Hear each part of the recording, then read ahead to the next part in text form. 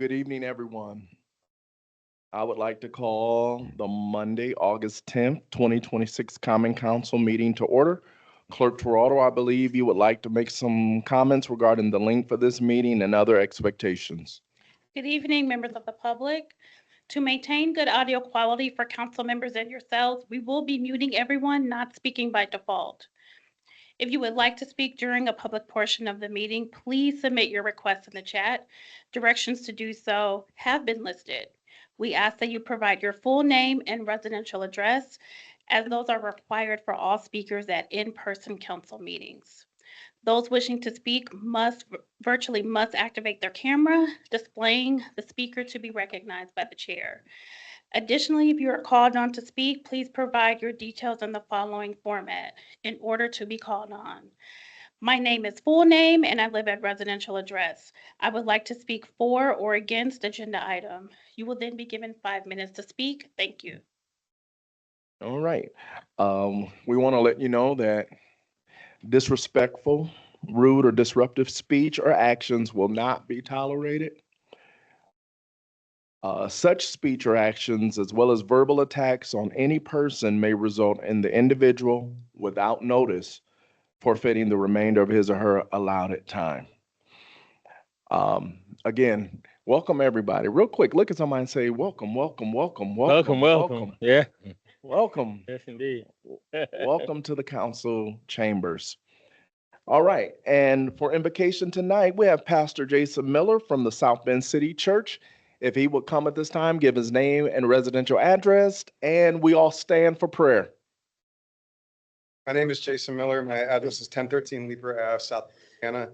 It's always a privilege to pray with you all and for you. Also, thanks to the council and the clerk for the invitation. Let's pray. Creator God, giver of our existence, I pray our belovedness tonight. I pray that belovedness for all of South Bend. I pray for a city where the dignity of every resident is honored, regardless of the labels they may wear or the labels that have been put on them by others. I pray for a city where neighbors look out for neighbors, where we remember that we belong to each other, in spite of all the forces intent on dividing and conquering us. I pray for a city where people's ingenuity and creative power can be beautifully expressed, where the divine image of a creator endowed to each of us can be lived out. And now I pray for all those who carry the unique responsibility of civic leadership. For the council and the mayor and the clerk, for law enforcement and emergency services, I pray for all who have been entrusted in the stewardship of our city. May the members of our city government reckon with the sober responsibility they carry to shape a city where the belovedness of all is known. May they govern wisely, justly, and generously. May they repent when they fall to the temptations that are common to all of us. May they resist the cynicism that seems to have captured so much of our politics in this age. And on a night like tonight, when so many from the community have come to have their voices heard, may they listen with open minds and deep discernment. I pray they would be reminded of their belovedness in this moment too. God, may you see the sacrifices our city leaders have given, that they've made in order that they may serve. Bless their work, their families, their health, and their hearts. I pray in your name. Amen. Amen. Repeat the pledge. I pledge allegiance to the flag of the United States of America and to the republic for which it stands, one nation, under God, indivisible, with liberty and justice for all. All right. Thank you, Pastor Jason Miller. We appreciate you so much for being here and for your prayer.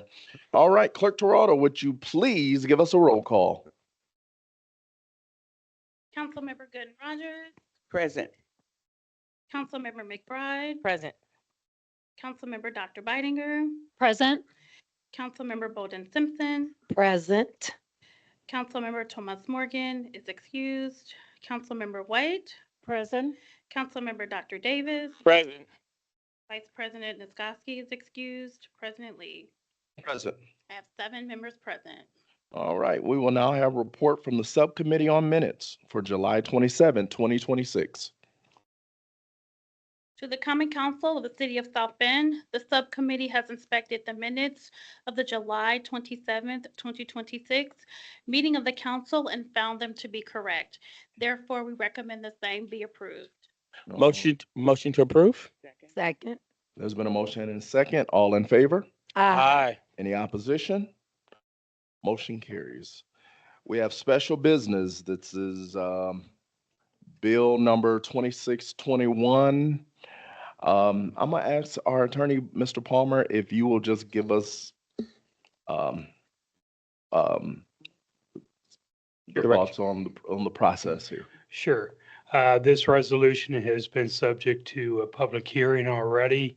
It was vetoed by the mayor.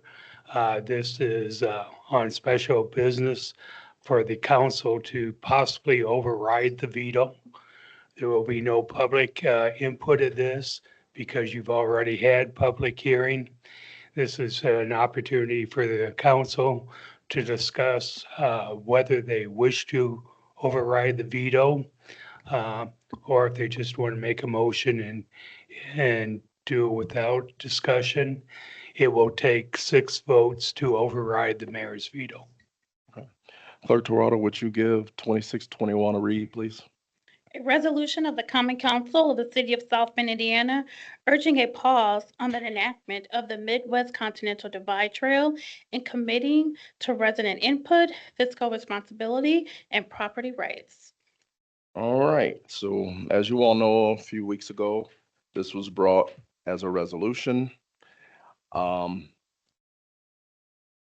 And so I will now entertain discussion if there's any council members that have any discussion on it. President Lee, I'd like to make a motion, if I may. Okay. Anybody else? No discussion on it? Okay. I would like to move to override the veto. Second the motion. There's been a second and there's a motion and a second. Clerk Toronto, please call the roll. Councilmember Bolden Simpson, Aye. Councilmember McBride, Aye. Councilmember Dr. Beininger, Aye. Councilmember Dr. Davis, Aye. Councilmember White. Aye. Councilmember Gooden Rogers, Aye. President Lee. Aye. I have 7 ayes. Thank you.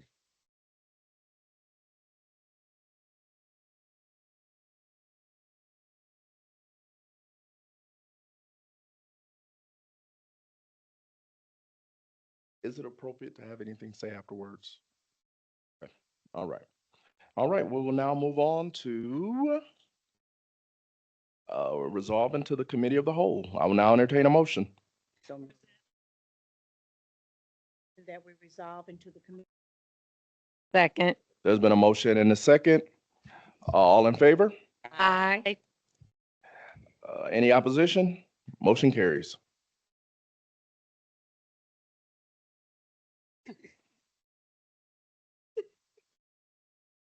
Good evening.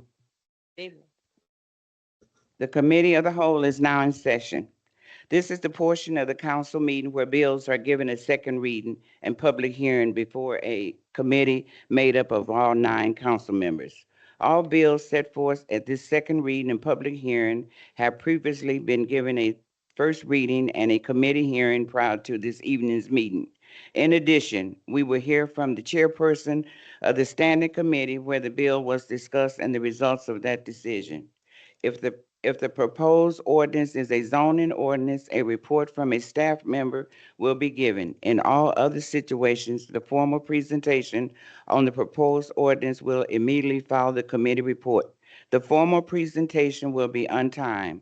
As provided by sections 2 of chapter 2, article 1, immediately following the formal presentation on the bill, council members will have the opportunity to ask preliminary questions of the staff and the presenter. Then members of the public shall have the opportunity to address the council about the bill in the public hearing portion. I kindly remind all council members to respectfully address himself or herself to the chair to be recognized prior to speaking. When 2 or more council members seek recognition at one time, the chair will name the member who shall speak first. Clerk Toronto, will you please give Bill? Oh, will someone, I need a motion for someone to accept the substitute bill. So move. Second. All in favor? Aye. Clerk Torado, would you please give Bill 3926 a reading? Public hearing on an ordinance of the Common Council of the City of South Bend, Indiana, repealing Chapter 5 of the South Bend Municipal Code entitled Responsible Animal and Pet Ownership, Care, and Control Regulations and replacing it with the new Chapter 5 entitled Animal Care Regulations and Welfare Enforcement. Is there a committee report? Yes, Chair.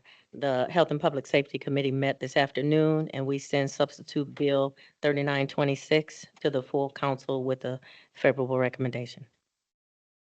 To the Committee of the Whole. Do we have a petitioner or presenter? Would you please state your name for the record?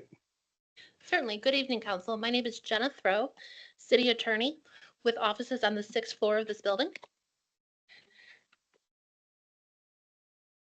And the bill before you this evening is updates to Chapter 5 of the Municipal Code, which address the regulations pertaining to the South Bend Animal Resource Center.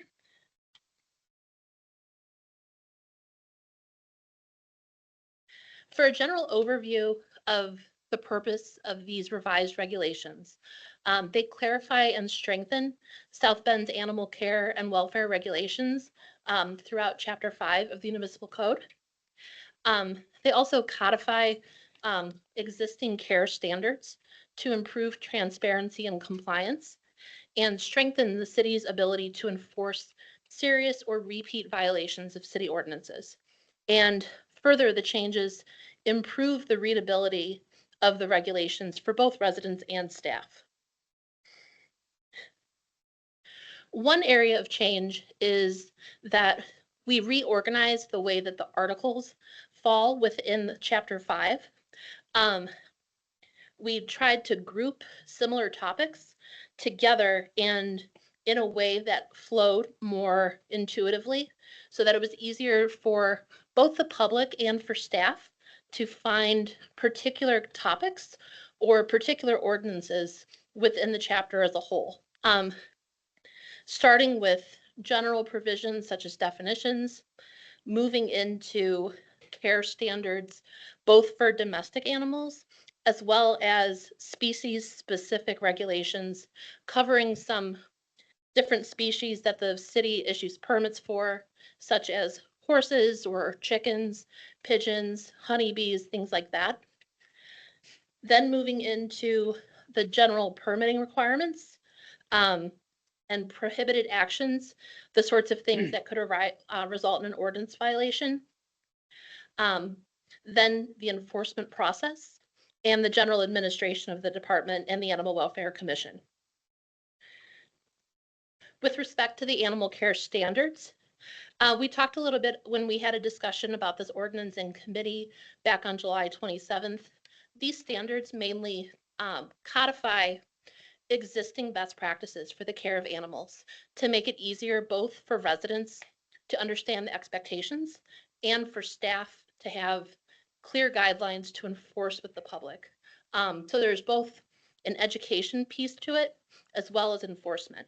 And it also sets clearer benchmarks to help identify instances of neglect or mistreatment for animals when staff members are in the field. And these standards can help support timely enforcement action. Next, the permitting and licensing framework.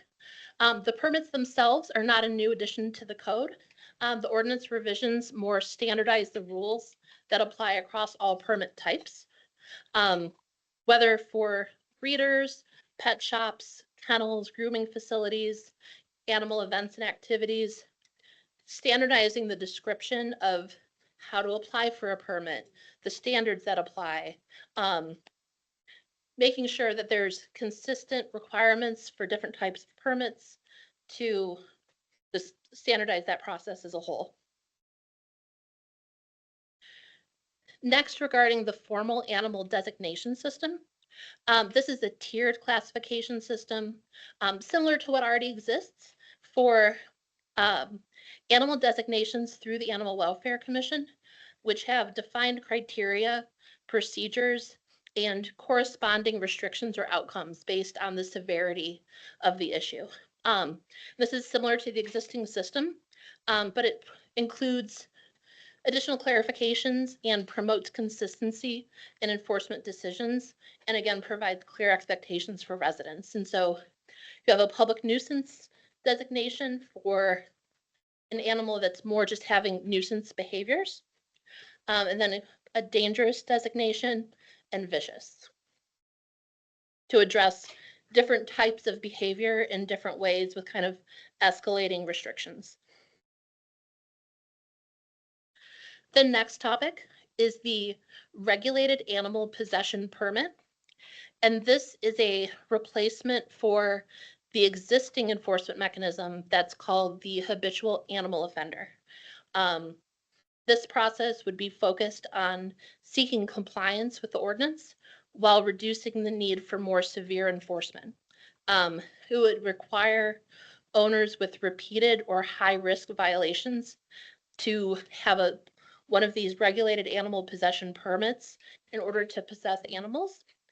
And it may set individualized conditions based on the types of violations on that permit.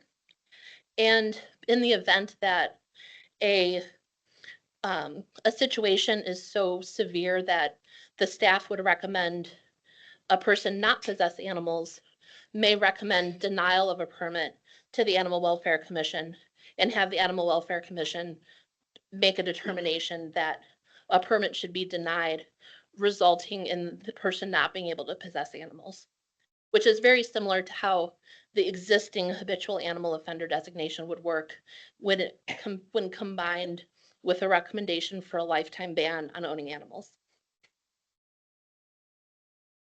The next area is steps to strengthen enforcement and explanation of due process. In this area, as we mentioned back at the July committee meeting, education and voluntary compliance remain the goal of the staff. And there's always efforts to educate the public regarding the requirements of the ordinance and to ultimately make sure that animals are well taken care of. But these tools assist when those measures are unsuccessful. So the changes in the ordinance clarify the staff authority, as well as establishing the detailed hearing procedures before the Animal Welfare Commission and describe the notice, appeal, and evidentiary rights of residents. We also improved generally the readability of the ordinance and the definitions, in that we attempted to streamline the definitions by removing items that were no longer used in the ordinance, or embedding definitions within the section where the word is used, and also focusing on plain language drafting to help residents better understand their responsibilities. We also specifically addressed feedback from the Animal Welfare Commission. I mentioned one of those topics when I talked about the regulated animal possession permit, in that where staff would recommend the denial of a permit, those cases would be presented to the Animal Welfare Commission. The other area is that there are some references to a hearing officer in the original bill, and those were eliminated to avoid confusion, and also added labels to the fee chart to clearly spell out which fees were regarding which topics. Questions? At this time, we come to the council members. Do we have any questions? Seeing none, let's move to the public portion. Do we have anyone, Clerk Toronto, from the public wishing to speak in favor or against? If there are any members of the public wishing to speak in favor in person, please come up to the podium. At this time, I do not see any members of the public in person or online wishing to speak in favor. At this time, the public portion is now closed. Back to council members one more time. Anything? I will now entertain a motion. Motion to send to the full council with a favorable recommendation. Second. All those in favor? Nobody take a vote. No, Take will a you do the roll. roll call? Yes. Clerk Torado? Councilmember McBride, Aye. Councilmember Bolden Simpson, Aye. Councilmember Dr. Bidinger, Aye. Councilmember Dr. Davis, Aye. Councilmember White, Aye. Councilmember Gooden Rogers, Aye. President Lee, Aye. 7 ayes.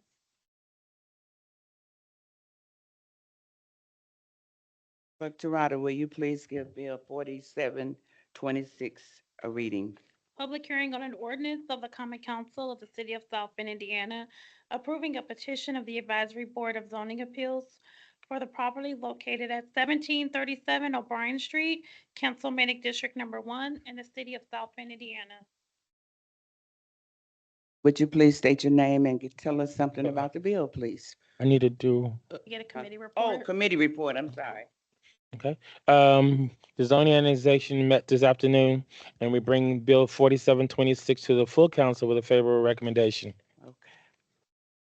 Evening, Council. Tim Staub, zoning specialist for the city of South Bend with office on the 5th floor. Before we begin deliberation, I just need to confirm that the applicant, the petitioner is either online or here in person.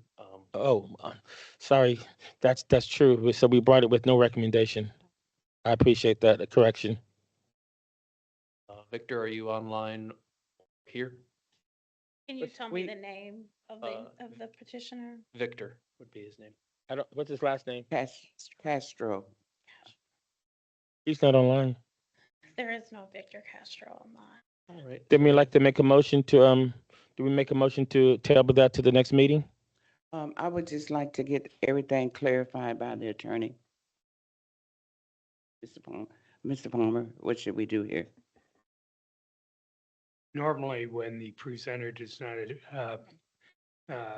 appear at either the committee meeting or the full council meeting, a motion to table until the next meeting is appropriate. Back to Dr. Davis, would you like to continue? Yes, ma'am. We'd like to make a motion to bring this bill for the next meeting, which would be in 2 weeks. I second that motion.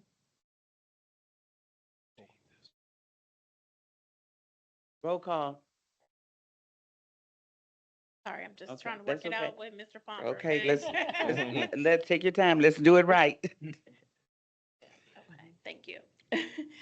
Okay, Councilmember Dr. Davis, Aye. Councilmember Gooden Rogers, Aye. Councilmember White, Aye. Councilmember McBride, Aye. Councilmember Bolden Simpson, Aye. Councilmember Dr. Bidinger, Aye. President Lee. Aye. I have 7 ayes to table. Okay, thank you. Clerk Torado, would you please give Bill 4826 a reading? Public hearing on an ordinance of the Common Council of the City of South Bend, Indiana, amending the zoning ordinance and establishing historic landmark status for the structure and real property known as the Ovet AME Zion Hill Missionary Baptist Church, located at 310 West Monroe Street in the city of South Bend, Indiana. Is there a committee report? Yes, the zoning annexation met this afternoon, and we heard a good sermon. And we bring this to you with a favorable recommendation. Presenter, are you the presenter, petition? Would you please state your name and tell us something about the bill, please? My name is Ross Van Overberg. I'm the Historic Preservation Administrator for the City of South Bend and St. Joseph County, with offices here in the 4th floor of City Hall. Thank you, Dr. Davis. I was not the one giving the good sermon. I hear This bill before you is a petition to landmark the Olivet AME / Zion Hill Missionary Baptist Church building in Westman. Evening, council members, thank you for your time. In early 2025, the congregation of Zion Hill Missionary Baptist Church contacted the Historic Preservation Commission staff inquiring about their church building at 310 West Monroe Street, known as the original Church of the Olivet AME congregation, which they have used since 1986. After research by staff and local historians, it was determined that the property located there had significance in the settlement of the African American community and the history of South Bend. In May of 2025, the Zion Hill Missionary Baptist congregation submitted an application to the staff of the Historic Preservation Commission to petition for a local landmark designation ordinance issued by the South Bend Common Council for their property at 310 West Monroe Street. The Olivet AME Zion Hill Missionary Baptist Church possesses high educational value as a single, intact site through which multiple themes central to South Bend and St. Joseph County history can be interpreted. The property illustrates the location of the first religious institution established in South Bend by a congregation of African American descent. The extant structure was constructed by that same congregation at this same site at a later date, which has since accrued historical merit. The building is an example of the design, plan, detail, and materials of the early 20th century church construction. The structure was rated as significant in the latest summary report of the Indiana Historic Sites and Structures Inventory, which described it as being unaltered and in good condition. The site is a publicly accessible surviving structure from the first African-American church congregation organized in South Bend and associated with numerous persons of stature in the African-American community of South Bend, and is suitable for preservation for its unaltered condition, integrity, and continued use. The Historic Preservation Commission at its public meeting on June 15th, 2026, reviewed the application and its supporting documentation and heard comments from the petitioner and members of the public. After due consideration, a motion was made and seconded. The motion to send the petition to the South Bend Common Council with a favorable recommendation for designation as a local historic landmark was unanimously approved with a vote of 6-0.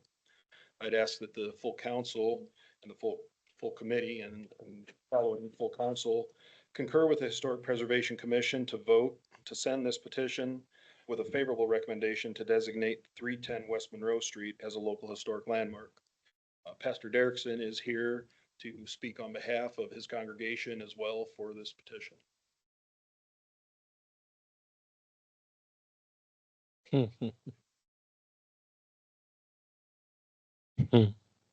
Please state your name and address for the record, please.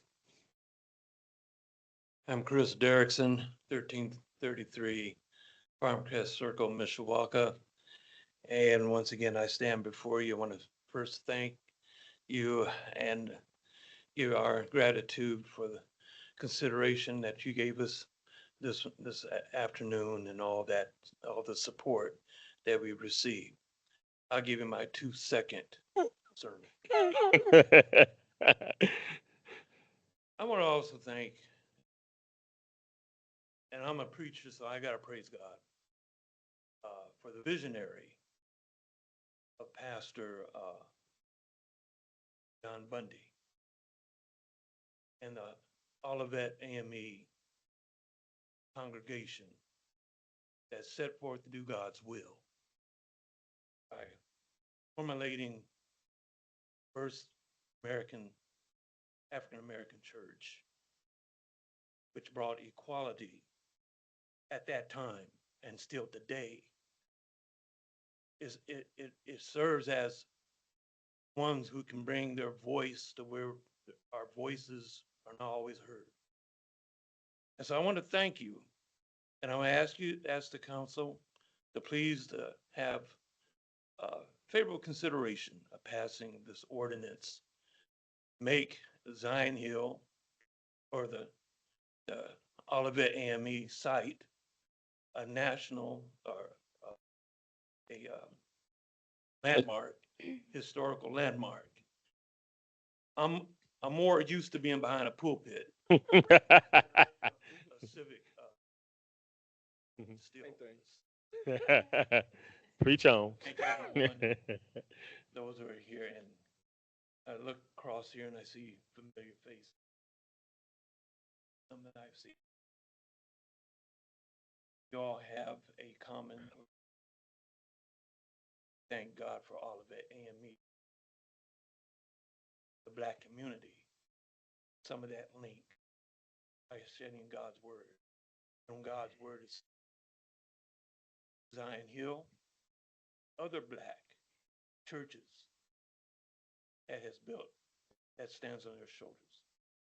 Thank you. I said, can you remain there for a minute? I'm gonna ask the council members, are there any questions? I had a question. Councilwoman Bolden Simpson? Thank you. It delights us to be here today. I know that my former pastor, Reverend Booker T. West, just love this. And yeah, look at those windows. So we're very happy about this. Thank you for coming forward. Thank you. I was gonna say Pastor Lee, but I guess I better say President Lee. Again, thank you all for the legacy. 1870, right? I got it right this time, 1870.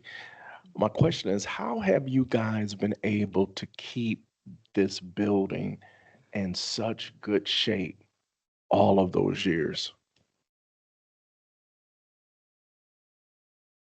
Well, by the grace of God, Amen. that we're able to keep the building going on. Mhm. Our congregation is not that big, but yet God, it's nothing by human engineer. But all that God gives us the capability to be able to maintain the building. And, you know, I look at the structure and the significance behind it. But what I really look at within the confines of that building, spirit that courses from it. And it's my obligation as a pastor and a leader of that church to continue to uplift the name of Jesus and for that spirit to continue to help bridge gap uh, between social and racial divide. And that's how we keep it going, is by the grace of God. Well, thank you and God bless you. Dr. Davis? Yes, could you talk about your relationship with the Cubs, with the you're right there by the ballpark. Sorry, my mic is on. The relationship with the ballpark since you've been there, and how you have worked together over the years with that whole situation. Well, our relationship is very friendly. And when they acquired the property across the street, built the Berlin Ivy, Joe Hart and Andrew Berlin came to us, I think it was 2017. Mm-hmm. And they talked to us about it, and we were very adamant that we weren't leaving. So that was what was on our mind, that we are a church established in the name of the Lord Jesus Christ, and we intend to be there until God says different. When they came to us, they were very cordial about it. And instead of trying to move us out, they wanted to build a partnership with us and definitely keep us in the neighborhood, which in that case, we accepted. We gave them easement rights so that they can build their building. And we've had a pretty good rapport. We did a couple of community breakfasts together. They've donated some funds to the church. That's how we get things going. We have no problem with them. Mm-hmm. And we don't give them any problems. And every once in a while, I do talk to Joe Hart, and it's very favorable. Mm-hmm. So sometimes we conflict with their ball games and stuff like that, but I understand. Yeah. Thank you, Pastor. Councilwoman McBride? Thank you, Pastor Derrickson. Again, my heart is forever with Zion Hill, and I am glad that things have worked out over the years with Mr. Berlin and the Cubs. And I want to say a special thank you to, I know Sister Aletha Jones have stayed in contact with Councilwoman White and myself and make sure that, and special thank you to the Historic Preservation, because you guys have not wavered when we reach back out to see where the status was with the landmark. You guys were very responsive and, committed to make sure that this happened. So I want to say a special thank you to you and to all of you do with the community and your service. So thank you. This is an exciting time. I also want to thank the Preservation Society as well, and Sister Jones, since you mentioned her, You know, I kind of get lazy a little bit, so she's got to keep. She's prodding very me. persistent. And we're So great. I thank her for that persistence, and I thank all of you for consideration. Okay, thank you. At this time, now we will go to the public. Clerk Torado, do you see anyone wishing to speak in favor of Bill 4826 or against or in opposition? I do. To the podium. I'm so Please come to the podium, state your name and address for the record, please. Alma Powell, 52095 Carriage Hills Drive, and you see me again. First of all, I want to start out by saying I'm so glad Councilperson McBride that you mentioned Olitha Jones, because she's certainly the reason that I fight other people at Olivet to come here and speak on behalf of Zion Hill. I am the chief steward at Olivet AME, and I don't know, there's probably nothing I can say more outstanding about Olivet than Pastor Derrickson has already said. And we are just so honored to have a person like him and a congregation like his be there to cherish and continue the foundation that was set at 1870 by Olivet AME. I happen to be one of the oldest living members still in attendance. That makes sense? Yeah, there. And when I look at that church, it certainly brings a lot of emotion in terms of a Sunday school and being married there 61 years ago at that site. So really want to just thank you, City Council, for taking on this venture and supporting it. It doesn't happen in all communities. I'll tell you some stories about some other communities and church things that happen. But we really appreciate you, along with Zion Hill, Pastor Derrickson, Olitha Jones, and their congregation. If you have any questions or anything, I'd be glad to answer them. Amen. Thank you. Please state your name for the record, please. I may sneeze on you. My allergies are killing me. Bless your heart. My name is Cheryl Ash. I live at 3830 Langley Drive, South Bend, Indiana, 46614. I'm really glad. I'm going to get emotional. I'm sorry. That was the first church I ever went to growing up. And Zion is continuing the tradition of Olivet. I think I learned to do community service growing up as a child because we cut white bed sheets and we rolled them up, and they were sent to, I'm assuming it might have been over in Hawaii, I'm not sure, but it was for leopards, people who were suffering from leprosy. And that is the first time Olivet taught me to do community stuff. I probably was about 7 or 8 years old, and we would meet once a month to do that. And we'd go to our neighbors and ask for sheets that they didn't need anymore. And so I apologize for getting emotional, but it brought back very, very fond memories. And I really believe it was Olivet who helped me learn how to do things in the community. Thanks. Thank you. Thank you. Awesome. Wow. Clerk Torado, do you see anyone wishing to speak in? Oh, I'm sorry. One more, okay. Although I don't think I can follow that. Hmm. Good evening. So for the record, my name is George Garner. I live at 911 East Wayne Street in South Bend. I make my statement today as a private citizen, though I do serve professionally in the role of Assistant Director and Curator at Indiana University South Bend's Civil Rights Heritage Center. Some of you were there and remember it as a local landmark site when we went through this process back in 2018. As our site was the former Angwin Public Natatorium that also successfully received historic designation status then. And so I'm incredibly privileged to be able to stand next to Reverend Derrickson, Ms. Powell, Ms. Ash, and speak in support of Zion Hill's nomination. From 1871 to 1969, and then again from 1986 through to today, two deeply community-oriented African-American congregations have welcomed countless thousands of people into 310 West Monroe. The site first housed Olivet African Methodist Episcopal Church, the city of South Bend's first African-American congregation. Olivet was founded by several members of the Powell family, one of the first African-American families in the city, and whose fourth-generation descendant, John Charles Bryant, lived in South Bend until his passing in 2022. So that's about 170 years of African-American ancestry. Olivet members funded construction of the current building, their second sanctuary on that property, in 1917.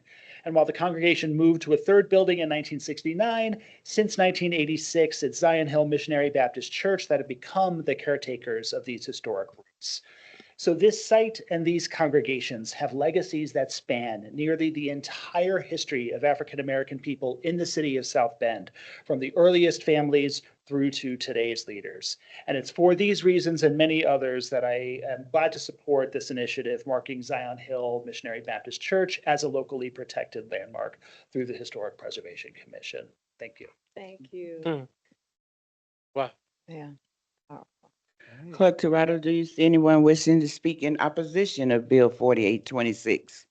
I do not see any members of the public in person or online wishing to speak in opposition, but I do want to remind our residents that are listening online that when you are speaking, when you are wanting to speak, please ensure that you are speaking on the bill during public hearing, either in favor or in opposition. If you are wishing to speak upon another matter, please save your comments until we get to privilege of the floor. Thank you. At this time, I'll come back to the council. Any more questions or answer?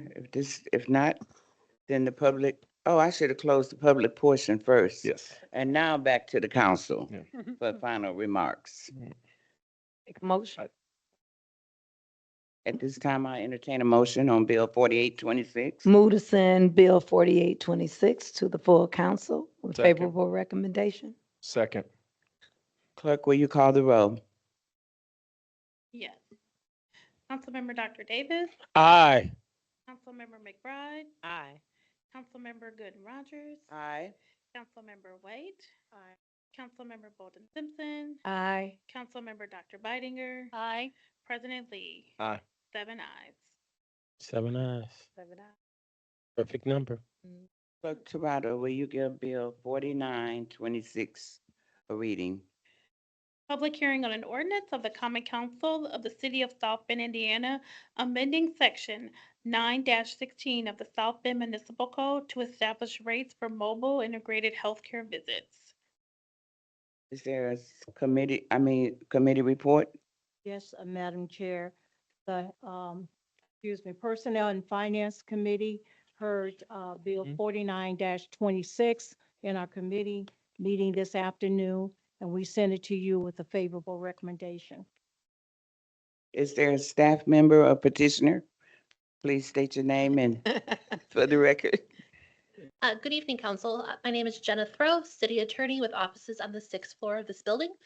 And the bill before you this evening amends Section 9-16 of the Municipal Code, which provides for EMS fees, and it to include a Section B to incorporate mobile integrated healthcare fees.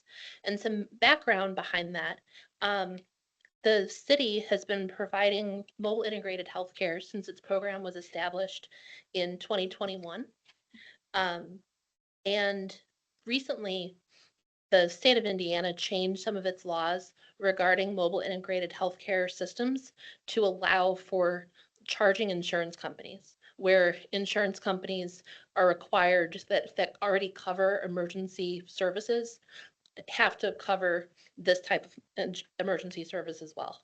And so now that we are able to obtain some recovery for those sorts of fees from insurance companies, we wanted to incorporate that into our ordinance to allow to recover some fees for services that the city's been providing.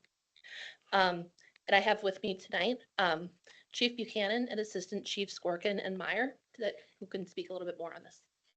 Sorry, there I am. Good evening, petition. Would you please state your name for the record? My name is Andrew Meyer. I'm Assistant Chief of EMS at South Bend Fire.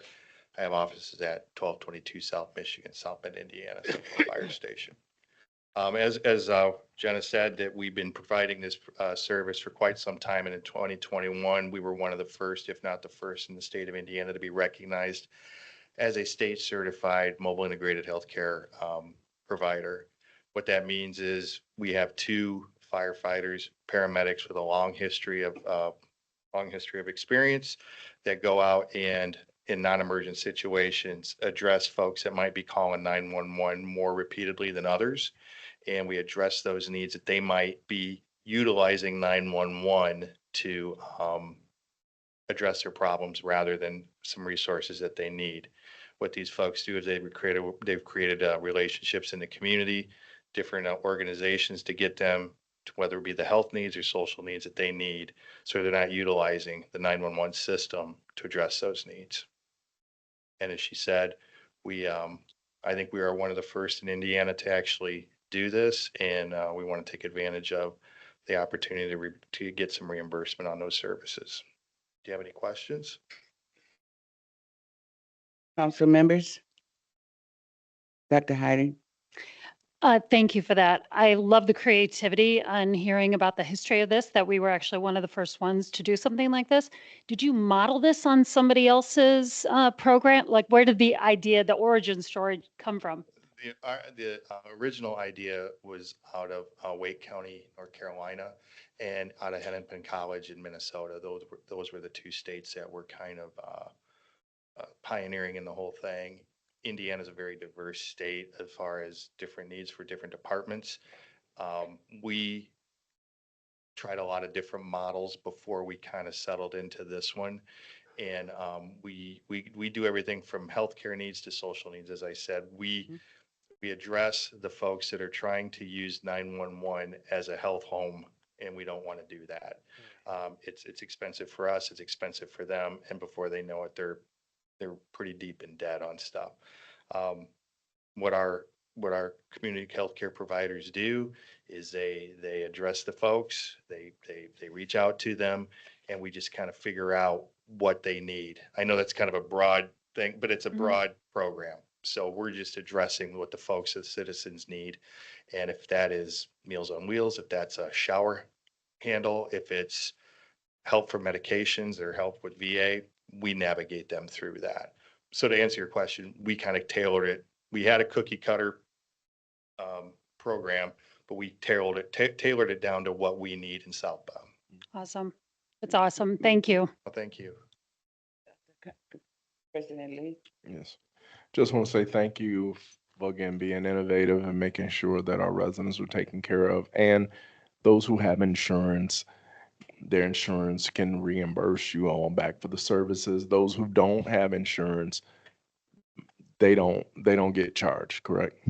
Correct, but we'll try to get them insurance. That's part of the program. Yes, sir. Yes, sir. So it again, a lot of people utilize the ambulance service as their doctors, their physicians, their hospitals. And so this is a great way of meeting that need and being able to address the needs of the individuals based on their needs. So thank you again, and we appreciate you. And we're not saying for people not to, we want people to call 911. Yeah. But if they're utilizing it in an inappropriate way, we want to address that, shepherd them through that process. So, all right. Thank you. Any other council members? No, I just want to thank Assistant Chief and also acknowledge our Chief for Buchanan, and also thank you. Are you still the financial person? Okay. And just want to thank you because, you know, I've kept up with the fire department, all the innovation and the things that you've done and continue to ensure the safety of our residents. And it's more than just putting out fires. Yes, ma'am. Absolutely. Thanks so much. Yeah. Amen. Yep. Thank you. Thank you for your presentation. At this time, we will now go to the public portion. Anyone wishing to speak in favor or in opposition? Clerk? I do not see any members of the public in person or online wishing to speak in favor of the bill. I also do not see anyone in person and online wishing to speak in opposition. At this time, the public portion is now closed. And once again, back to the council members. Any final remarks, questions, council members? At this time, entertain a motion. Entertain No. No, no, no. a No, no, no. I got a motion, okay. On Bill I'd like to 48, make a motion 49, 26. for Bill 49-26 to be sent to the council. Second. The Clerk, favorable will you call the recommendation. roll? Councilmember White. Councilmember Bolden Simpson. Aye. Councilmember Dr. Bidinger. Aye. Councilmember Dr. Davis. Aye. Councilmember Gooden Rogers. Aye. Councilmember McBride. Aye. President Lee. Aye. 7 ayes. At this time, I will need a motion for the committee, for the rise from the committee of the whole. So moved. Second. All in favor? Aye. Aye. All right, motion carries. All right. The full council is now back in session, and this is the portion of the council's meetings where bills are given a third reading and action is taken regarding bills that were heard during the committee of the whole. Clerk Toronto, would you please give Substitute Bill 3926, a third reading? Third reading on an ordinance of the Common Council of the City of South Bend, Indiana, repealing Chapter 5 of the South Bend Municipal Code entitled Responsible Animal and Pet Ownership, Care, and Control. I lost my train of thought. I'm going to start over. Okay. Third reading on an ordinance of the Common Council of the City of South Bend, Indiana, repealing Chapter 5 of the South Bend Municipal Code entitled Responsible Animal and Pet Ownership, Care and Control Regulations, and replacing it with the new Chapter 5 entitled Animal Care Regulations and Welfare Enforcement. All right. Counselor Gooden Rogers, is there a recommendation from the committee of the whole? 3926 was heard in committee this afternoon and come to the council with a favorable recommendation. I will now entertain a motion regarding Substitute Bill 3926. Move for passage. Second. There's been a motion and a second. Clerk Toronto, please call the roll. Councilmember Bolden Simpson. Aye. Councilmember McBride. Aye. Councilmember Gooden Rogers. Aye. Councilmember Dr. Bidinger. Aye. Councilmember Dr. Davis. Aye. Councilmember White. President Lee. Aye. 7 ayes. 39-26 is passed. 47-26 was tabled. Clerk Toronto, would you please give 48-26 a third reading? Third reading on an ordinance of the Common Council of the City of South Bend, Indiana, amending the zoning ordinance and establishing historic landmark status for the structure and real property known as Zovet AME Zion Hill Missionary Baptist Church, located at 310 West Monroe Street in the city of South Bend, Indiana. Counselor Gooden Rogers, is there a recommendation from the committee of the whole? This was heard in zoning and annexation, and it comes to the council with a favorable recommendation. All right. I will now entertain a motion. Move for passage. Second.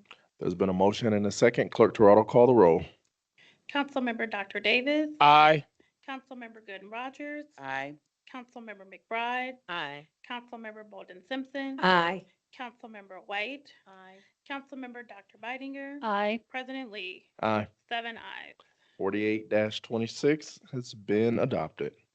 Clerk Toronto, would you please give 49-26 a third reading? Third reading on an ordinance of the Common Council of the City of South Bend, Indiana, amending Section 9-16 of the South Bend Municipal Code to establish rates for mobile integrated healthcare visit. Counselor Gooden Rogers, is there a recommendation from the committee of the whole? Coming from Personnel and Finance, this was come to us with a favorable recommendation. Okay. I will now entertain a motion. Move for passage. Second. There's been a motion and a second. Clerk Toronto, call the roll, please. Councilmember McBride. Aye. Councilmember Bolden Simpson. Aye. Councilmember Dr. Bidinger. Aye. Councilmember Dr. Davis. Aye. Councilmember White. Aye. Councilmember Gooden Rogers. Aye. President Lee. Aye. 7 ayes. 49-26 has been adopted. Resolutions, all right.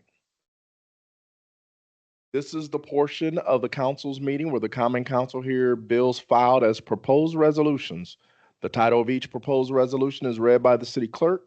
A report from the committee chairperson of the standing committee to which the bill was referred to for an advisory review, and recommendation is then given. During the public portion on each proposed resolutions, members of the public are invited to address the council. We ask that you please give your name, address, and comments on the bill. If you have any questions, they will be addressed by the presenter during their rebuttal. Each member of the public is limited to 5 minutes, with those speaking in favor going first, followed by those in opposition, then a 5-minute rebuttal for the presenter of the bill. Is there a committee report? Yes. The community investment sent this to the council with a favorable recommendation. Yes, ma'am. I think Yeah. Ms. White. Yes, ma'am. Community investment. Can I It's read been a the little bill long first, day please? for us. Oh, okay, I'm sorry. I Go need ahead to and read read the bill. You have read the to read bill. it. Yes, I need to read the bill. Read the bill. Resolution. Resolution, yes, go ahead. A resolution of the Common Council of the City of South Bend designating certain areas within the City of South Bend, Indiana, commonly known as 3605 West Cleveland Road, South Bend, Indiana, 46628, an economic revitalization area for purposes of a 5-year personal property tax abatement for Tenco Inc. All right, now, Councilwoman White. The Community Investment Committee held a hearing as well, a public hearing, and we send this resolution, to the council with a favorable recommendation. Oh, 26-22. all right, thank you, sir. We have a petitioner before us. Please state your name and address for the record. Eric Lovich, Director of Growth and Opportunity, offices on the 5th floor of this building. President Lee and members of the Common Council, thank you for the opportunity to present to you this declaratory resolution for a 5-year personal property tax abatement for Tenneco Incorporated, which is an auto supplier with a facility on West Cleveland Road. This company, you may remember them as Federal Mogul Powertrain. Employees currently over 100 employees at this facility. They've been in South Bend since 1987, and they are a leading producer of automotive components.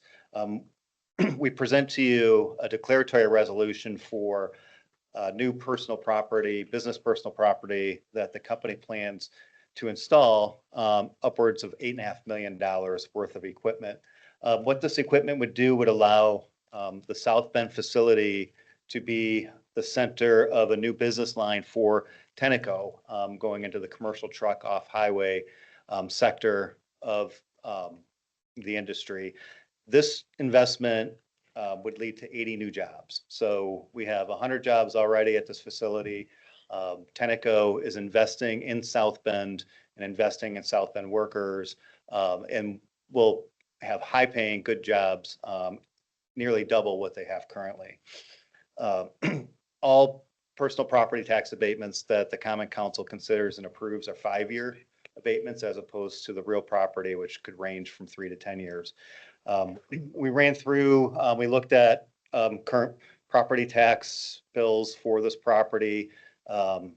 This property is currently paying over $100,000 in personal property. So this new investment would add on top of the tax revenues that we're already bringing in through this company. Our estimates based on information provided by the petitioner is that just in the first year, their tax liability for the personal property would be over $100,000. So we're applying an abatement then each of those first 5 years that this personal property is in service. And over the lifetime of that 5-year tax abatement, we would ask the council to consider the abatement equal to $450,000 in estimated taxes. The company would still pay over $170,000 during that time. But as we've talked about when we present abatements to the council, is that these are longer term investments that the city is making in our residents and in our companies. So we look ahead just a little bit, 6 to 10 years, this company will still be paying taxes on this equipment. So we consider this a good investment in business for South Bend, and 80 new jobs created because of this investment. So I will pause there. I know a representative from Tenneco is here, and we'd be happy to answer questions. Thank you again. I'm Alan Sullivan. I represent 3605 West Cleveland Road for the Tenneco facility here in South Bend, Indiana. Are there any questions? Council members, any questions? I have a question. Thank you. It says here in our paperwork that 80 employees are planned to be hired. Can you tell us a little bit more about that? Like, what's the timeline for that? And then what is the average pay or the range of pay for those 80 folks? So the timeline for the project that we're launching is actually December of this year. So it's very quick timeline. We got 4 months to actually build the first unit and get it to our customer because we need to start producing January at a rate which they'll have 1,000 units by the end of next year. So that's our timeline for the people. From our pay rate for the 80 people, from an hourly perspective, that most of them are welders. So that pay range is between $24 and $36, depending on their welding skill and exactly what area that they will be focusing in. Okay. Thank you. Yes, I want to ask. Yes, Councilwoman Gooden Rogers first. What's your longest employee status? How long? You have an employee there, what? 38 years. 38 years? Oh, okay, We great. actually have 3 people that are above 35 years that are still left at the plant. Because most of the time, after 20, 25 years, most people retire, but we have 3 people. We hold that as kind of a record for ourselves. Again, we've been here for 39. We're getting ready to celebrate 40 years, which actually is Wow. January 6th. Wow. Great. Okay, 27. thank you. Anybody else? Yes. Dr. Davis. Thank you, President Lee. You had talked about earlier today how a national situation that had occurred with your company has really helped to benefit South Bend. There were some job situations you said, but that's really going to be helping South Bend in terms of what we're doing here. Did you talk about that? I don't really remember the specifics. The of gentleman there had talked to you about that, some jobs that were lost, but you said, but this is going to help us here, though. So what was being requested this morning was a discussion about Apollo and the corporation who actually owns Tenneco. Yes. That corporation, again, it owns Tenneco. From the South Bend perspective, this project actually launches us farther into the future.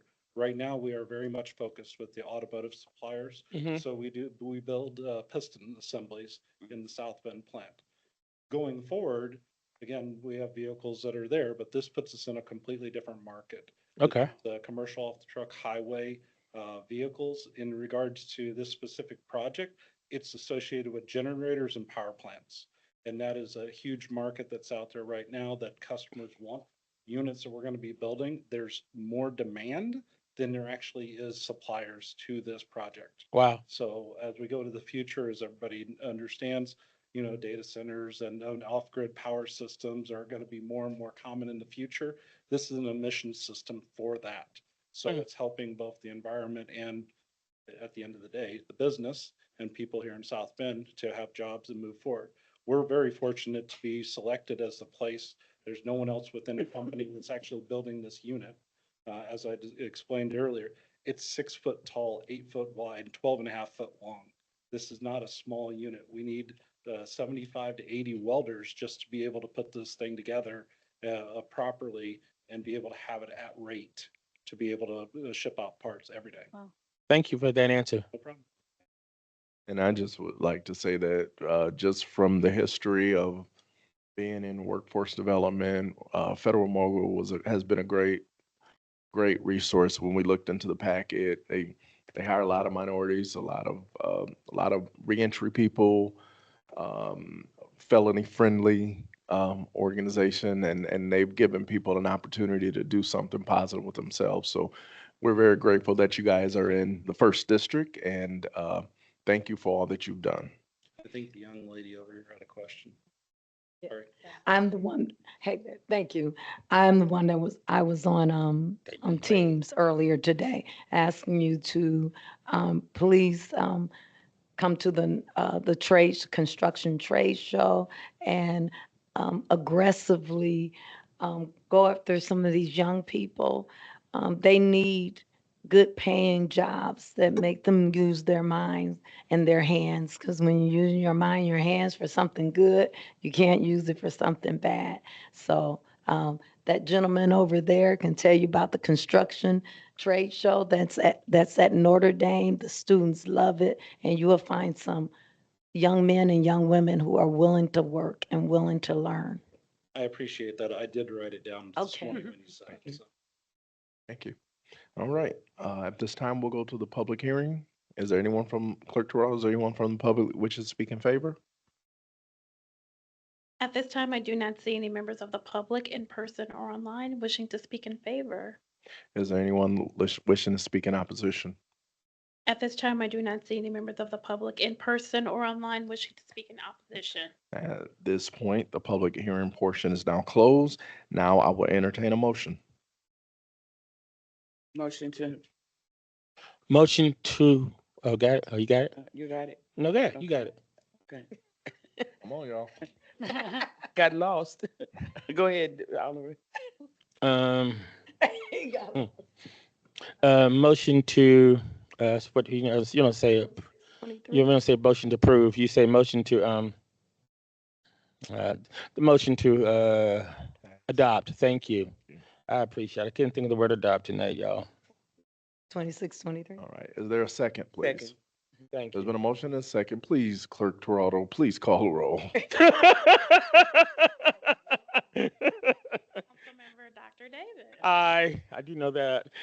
Councilmember McBride. Aye. Councilmember Good Rogers. Aye. Councilmember White. Aye. Councilmember Bolden Simpson.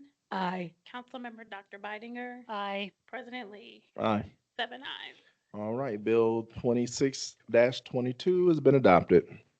Clerk Toronto, would you please give 26-23 a read? A resolution of the Common Council of the City of South Bend designating certain areas within the City of South Bend, Indiana, commonly known as VL Chet Wagner Court, an economic revitalization area for purposes of an 8-year real property tax abatement for GLC Mid-Bay LLC. All right, is there a committee report? Yes, Chair.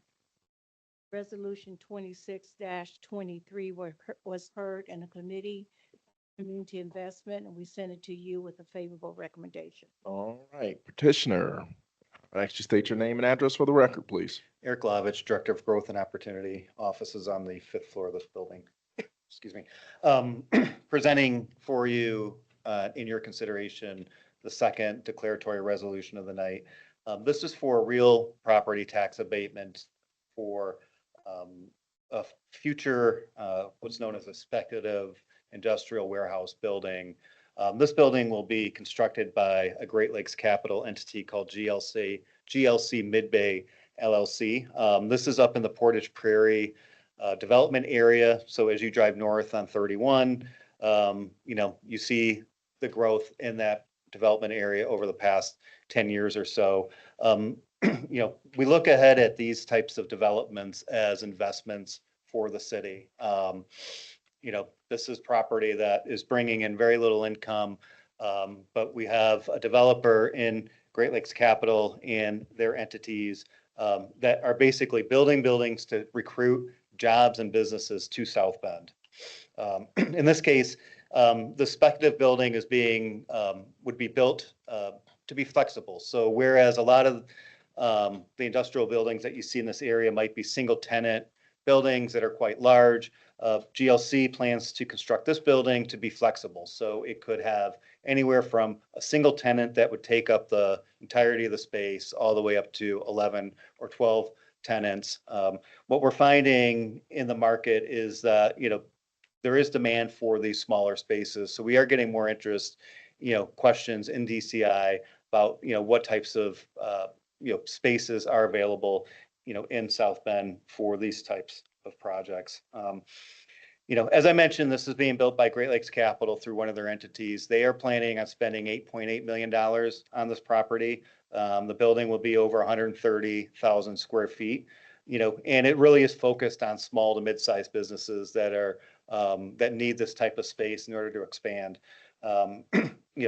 As we know, Portage Prairie, is expanding and this, continue to expand. So this complements the investments that have already been made there. As you know, when we talk about tax abatements, we do like to focus on their jobs impact. Since this is a speculative building, there are not tenants lined up, but there are estimates provided by the petitioner that depending on the number of tenants, that you could have 15 jobs or more, with an estimated pay of about $25 an hour. Again, these are just estimates, and a lot of it depends on who they're able to attract to this business or to the space. The tax abatement is important because GLC's model for these types of buildings is that the tenant pays the property taxes. So as we ask you to consider a tax abatement here, please keep in mind that it's the tenants who will be receiving the benefits for this. So this will be additional costs that they can then reinvest back into their business as opposed to paying taxes. The land right now is, vacant agricultural classified land. So it brings in, very little tax revenue right now, even with the tax abatement. And you can see the numbers there on the screen. During an 8-year abatement, this building will still be bringing in $1.3 million over that 8 years. It's quite a good return on the investment for the city. And, we ask that you support this resolution, and Great Lakes Capital has a representative here as well.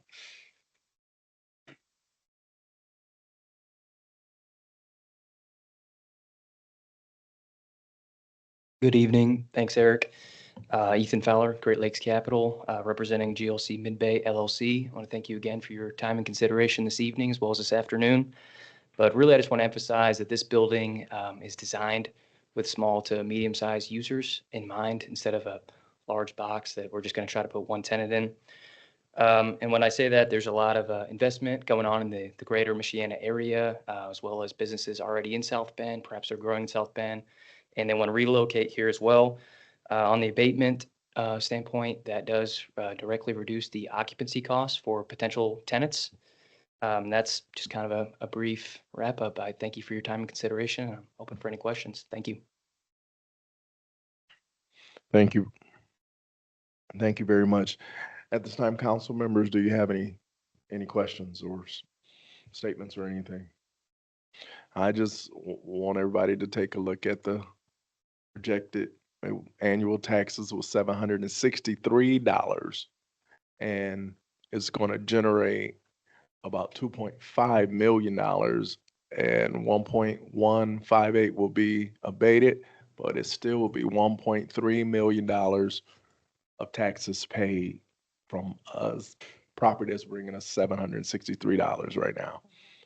So I just want to emphasize that that is a win for us, and it will be bringing jobs that will pay at least $25 an hour. So thank you very much. And at this point, we will now go to the public hearing.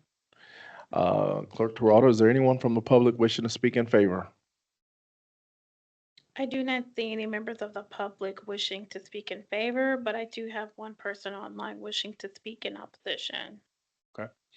All right. Is there anyone here to speak in opposition? And if that person online would turn on their camera and speak, I would appreciate it. Thank you. Sue, please state your name and address for the record. Sue Kessom, Kennedy Drive, South Bend, Indiana. Good evening. For years, our local government has been in a hurry to give favor to businesses in spite of the future harm it causes for decades and generations. This city has multiple Superfund and dump sites that continue to plague us. We have buildings that use extra energy and are built with inferior materials just so the businesses can turn a quick profit. It was reported in a meeting that there are 7,000 vacant and abandoned properties in South Bend. We need to build on those over raw agricultural land. It begs the question, why aren't we redeveloping already scarred land. It also begs the question why community investment, the administration, and the Common Council are not requiring those who receive funding or abatements to commit in writing sustainability that will benefit future generations of those in South Bend long after we are gone. Solar panels on roofs, rainwater capture, carbon sink concrete, native plants around the building, high R factor insulation to reduce utility use, geothermal, vertical windmills. Can these be done? Absolutely. Notre Dame is currently doing all of them. So the time is now. When are you all going to step up to the plate? You need to do better for both the taxpayer and future generations and not rush into rubber stamping a less than ideal building for us. Over the years, Great Lakes Capital has received both TIF dollars and abatements. You can table this and have them come back with commitments in writing of what sustainability they can build into this building and future buildings. Thank you. Thank you. All right, any other, the public hearing portion? President Lee, may I? Hold on one second. There are no other members of the public in person or online wishing to speak. Okay, all right. Now we will. Thank you, President Lee. I was wondering if, following up on the comments that were just made, I am curious about the sustainability issues from the department's perspective. How are we weaving sustainability commitments into perhaps this project, or as you see going forward? I'd just like to hear what your thoughts are as we move forward, because this is something that we should be giving consideration to. Thank you. We have the Department of Sustainability, would probably be better equipped to answer the question. I can at least speak knowledgeably in terms of some of the work that the Growth and Opportunity team has done. We have the Vibrant Places Matching Grant Program that has a sustainability bonus to it, where we're encouraging, businesses and property owners, smaller commercial buildings throughout the city, to invest in improved efficiency of their buildings. We have the EASY program that's managed and run by the Department of Sustainability. We had merged that with the Vibrant Places program at the beginning, that allowed businesses that are interested in things like solar or energy efficiency assessments of their buildings to have that done. So those are things that we recognize that there is a challenge to have these things done, a cost prohibitive challenge. So if the city can bear a little bit of the burden there, that, we could get some investment in that. And we've been fairly successful. Windows, when we did grants that included windows, those were high efficiency windows, for example. And, my colleagues in the sustainability office could really talk more in terms of kind of what how the city promotes those types of things. In this particular case, the municipal code does not consider sustainability or environmental impact as part of the tax abatement code. Certainly, the city encourages those types of things through the plan review process. I think that businesses are, recognizing the benefits there. I can't speak to this particular project. I don't know if Ethan wants to, or talk about in terms of, the way GLC, looks at projects like this, but, it's something that I know that we're cognizant of. So I apologize that I don't give you a very thorough answer. No, that's but- fair. I put you on the spot for that. I think it's maybe something that the council needs to consider. As you pointed out, the code doesn't account for this. So there may be some things on our end that we need to do. So, but thank you for your answer. Thank you. If there's not any other questions, I will now entertain a motion. I get it right this time. A motion to adopt. Second. All right, there's been a motion and a second. Clerk Toronto, call the roll, please. Councilmember White, Councilmember Bolden Simpson, Aye. Councilmember Dr. Bidinger, Aye. Councilmember Dr. Davis, Aye. Councilmember Gooden Rogers, Aye. Councilmember McBride, Aye. President Lee, Aye. 7 ayes. Resolution 26-23 has been adopted. Bills on, A suggestion that as we move forward and they have some committee talk about sustainability kinds of things. thank you. We didn't hear. Bills on first reading. Clerk Toronto, would you please give Bill 50-26 a first reading?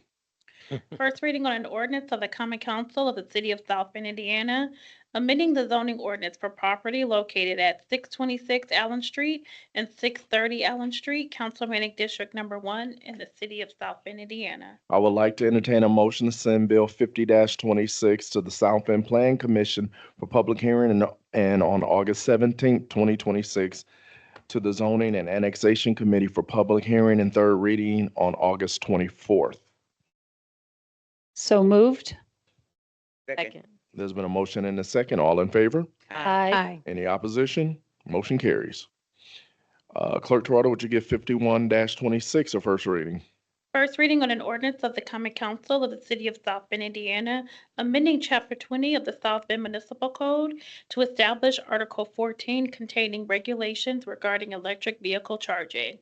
I would like to entertain a motion to send Bill 51-26 to the Personnel and Finance Committee for public hearing and third reading on August 24th. So moved.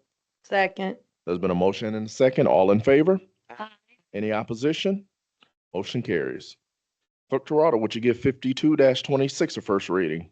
First reading on an ordinance of the Common Council of the City of South Bend, Indiana, amending Chapter 4 of the South Bend Municipal Code to establish Article 5 containing regulations to implement a permit program for short-term rentals.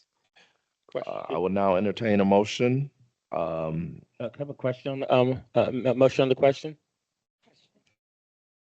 Is there, given the confusion and issues that we had today, would 2 weeks give us enough? Because we had, or can we go 4 weeks? It's already set for that.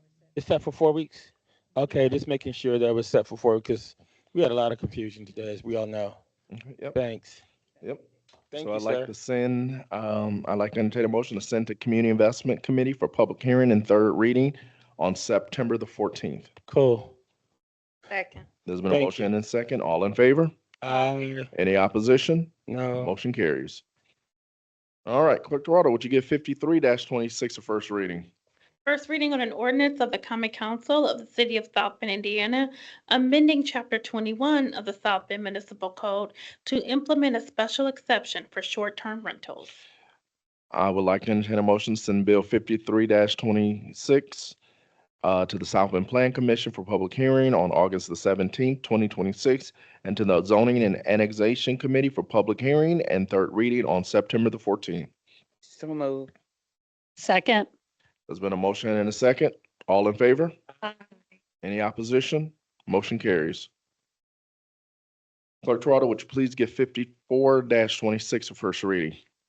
First reading of an ordinance of the Common Council of the City of South Bend, Indiana, authorizing the city to enter into and accept a Section 108 loan from the United States Department of Housing and Urban Development, pledging certain revenues for the repayment of said loan and approving other matters in connection therewith. I would like to entertain a motion to send Bill 54-26 to the Community Investment Committee for public hearing and third reading on August 24th. So moved. Second. There's been a motion and a second. All in favor? Aye. Any opposition? Motion carries.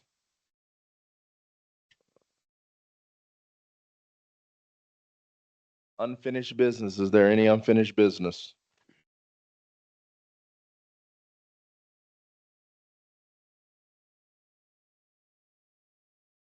Attorney Palmer, I did have a statement of what I wanted to read earlier, and would that qualify under unfinished business? Yes. Okay. I just want to say that as we move forward, that the resolution for 2621, it has now been has been Executed. executed.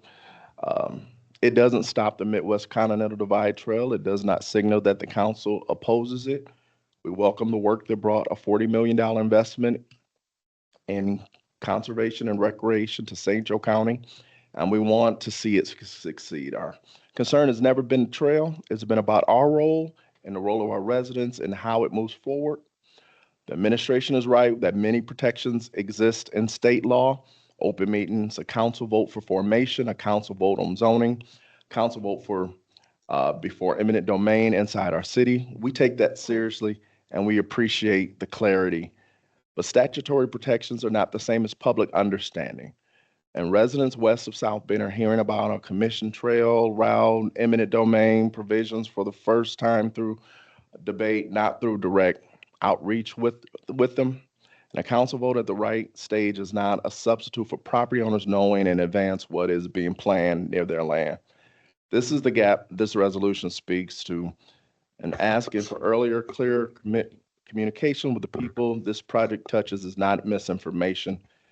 It's what residents expect from us, and it's our duty to ask it especially when existing laws already provide a path forward.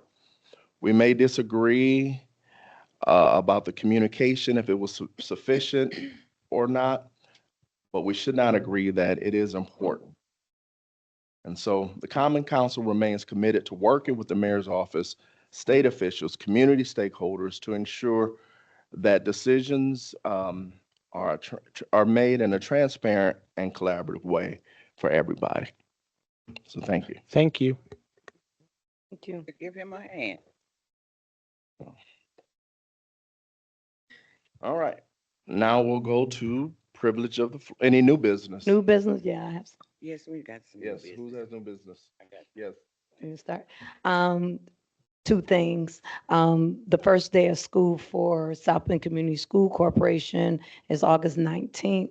And as you know, the state has instituted a law about cell phones. So I'm having a plea to everyone in the community to support the ban on cell phones in schools. And this is going to be difficult.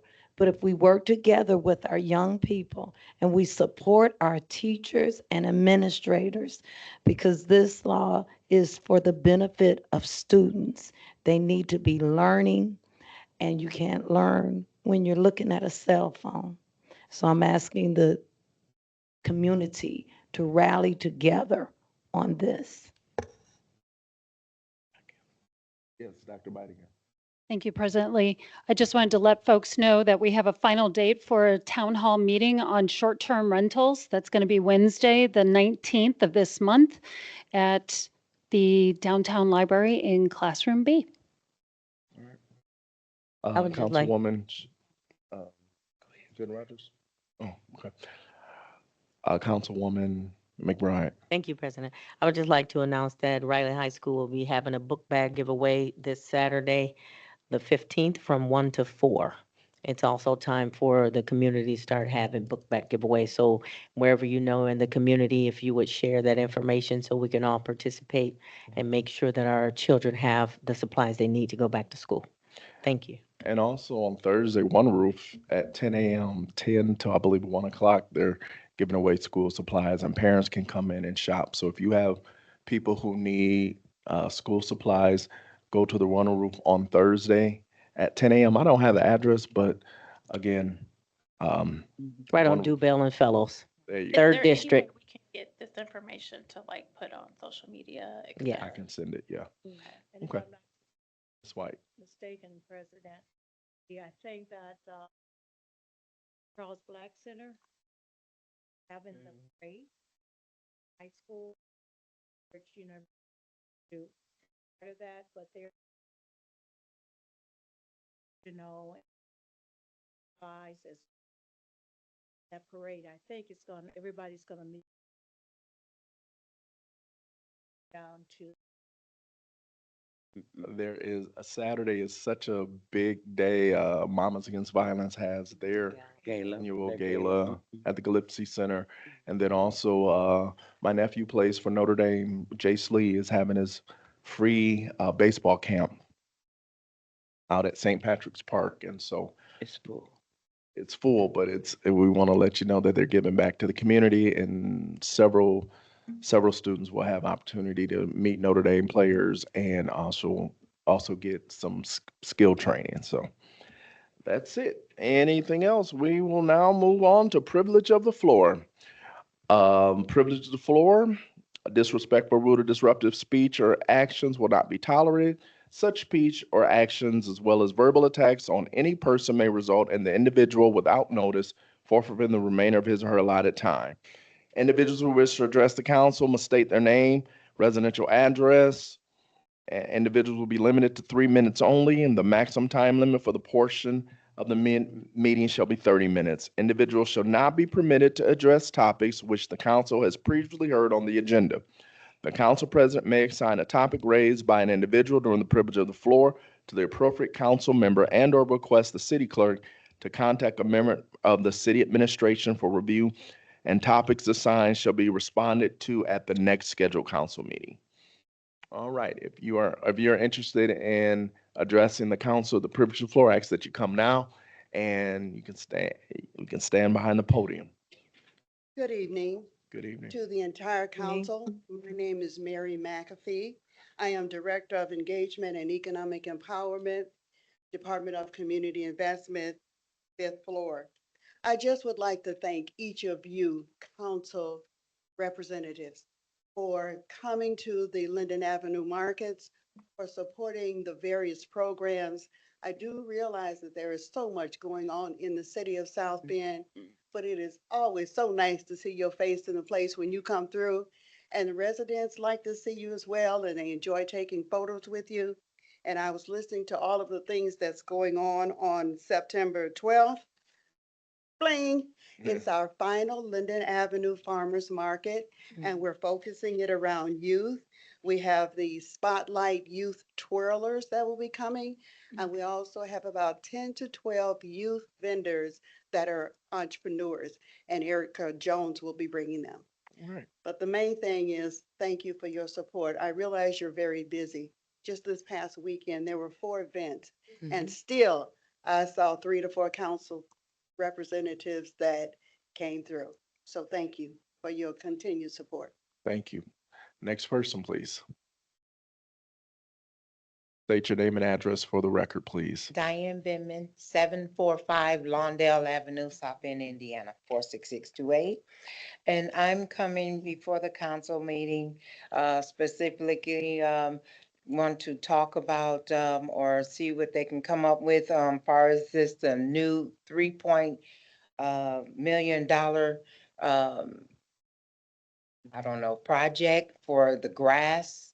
There has been an issue far as the grass being put down. And I learned that there is, I am a homeowner, and I've been here, all my life. And this Jimson weed is called, it's a highly toxic weed that's growing, and then it's supposed to be grass. And I had been noticing this coming up, and it's really growing rapid. It's so highly toxic. No pets, no human beings at all can trample on it. It can be, like far as if you touch it, your eyes, anything. It's called Jimson weed, the devil's trumpets. And it's growing everywhere. They planted put the sidewalks in, and it's really become, a real hazard to me and some of the other residents that are around. I did talk to some of them. They have gotten ill and were itchy. And I would really love for maybe they can come up with maybe stopping it for a minute. I did address the 311 and they gave me a number to call, and I did talk to some officials, those who had Reith and Riley. And also they did the sidewalks, also Millstone, and Slushers, they put down the grass. It's supposed to be grass. And I would really like for someone to investigate on that Okay. so we can stop having these issues that are going on. What is your address? 745 Lawndale, Lawndale. And the concern is real ragged now. And you said they planted this grass and this Yes. grass is Yes, toxic? it's very highly toxic. If you, and it's being exposed to everyone and no one knows about that until I start bringing it up. It's not growing as grass, it's growing as really tall weed and it's going rampant, you know. So the city did try to cut some of it and try to pull some of it up, but it's out of control. Okay. Yes. After the meeting. invasive we'll talk plant. to you. Yeah. Okay. It's invasive, it's invasive. Yeah, I got it We'll right talk to here. you after the meeting, Yes, because that's my okay. district. Yeah, Okay. Thank you so much. Next person. thank you. Thank you.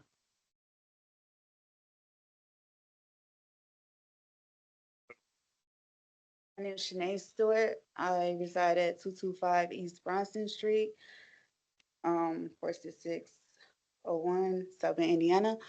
I came up here to speak about the toxic plants that's been planted over in my mother's neighborhood. I have 4 children.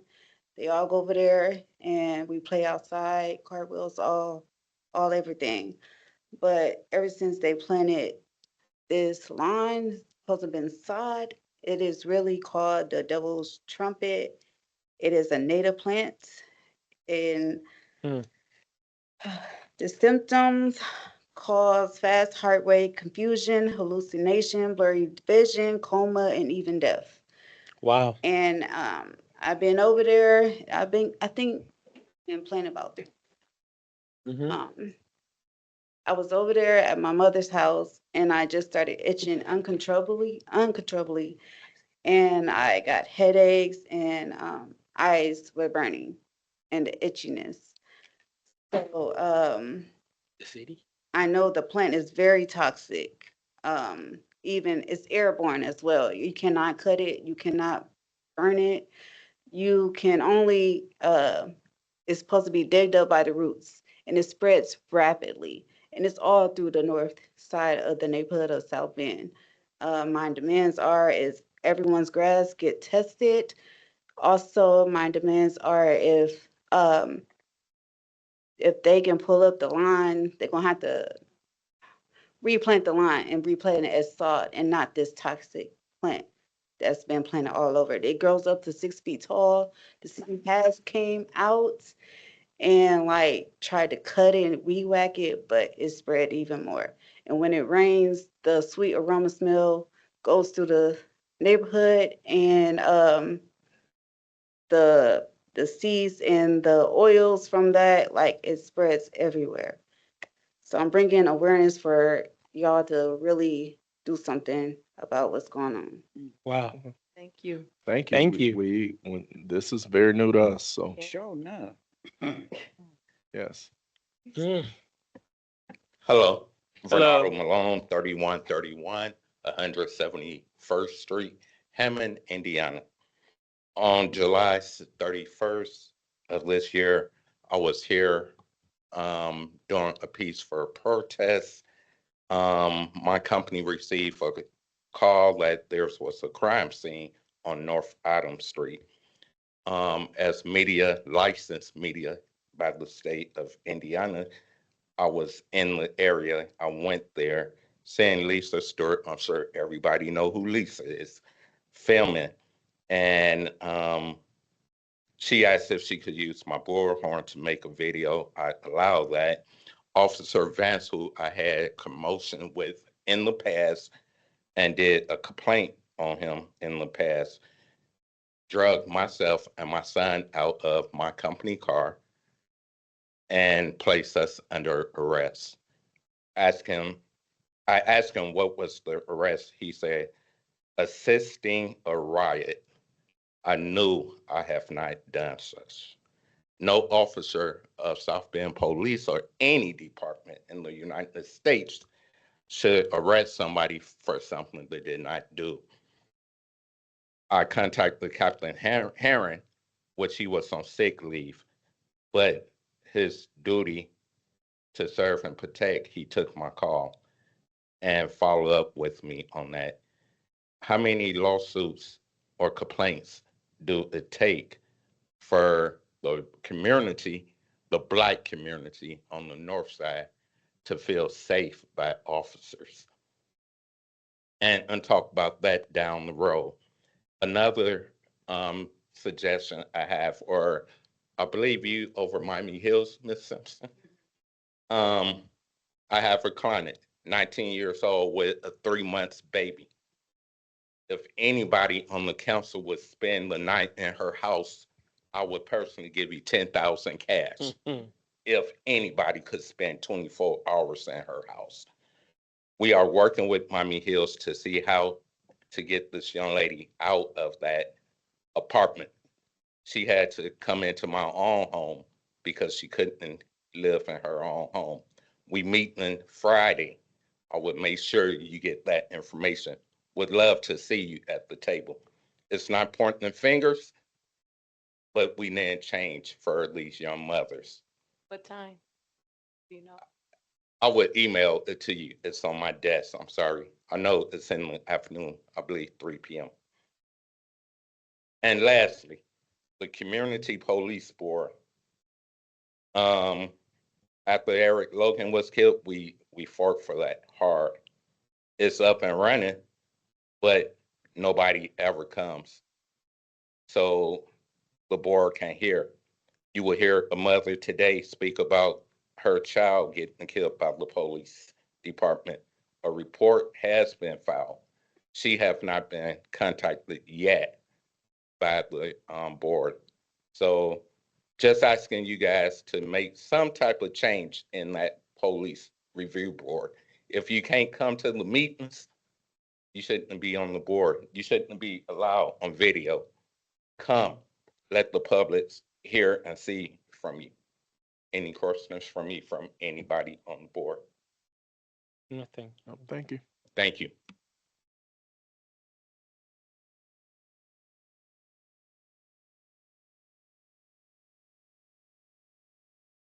Hello, my name is Sherry Weekly. I live at 218 Catappa Drive, Mr. Walker. And I'm here today to talk about my son. I stand before you today to speak about a loss that is beyond words, the loss of a child. There is no pain quite like that of a mother losing her son. While people may say he was grown, as if age diminishes the bond between a mother and her child. The truth is that it does not. No matter how old our children become, they remain our babies. My son was experiencing a mental health crisis. In that moment, what he needed most was compassion, patience, and trained intervention designed to preserve life. Instead, that crisis ended with a police shooting that took his life. Every day since, I have asked myself whether more could have been done.